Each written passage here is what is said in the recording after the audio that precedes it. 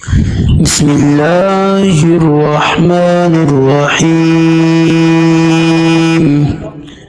کھانا کھانے کے بعد کی دعا۔ الحمدللہ الذی اطعمنا وسقانا وجعلنا من المسلمین۔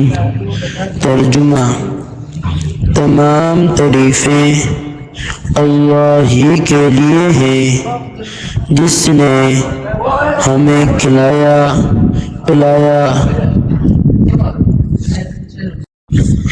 اور مسلمان بنایا۔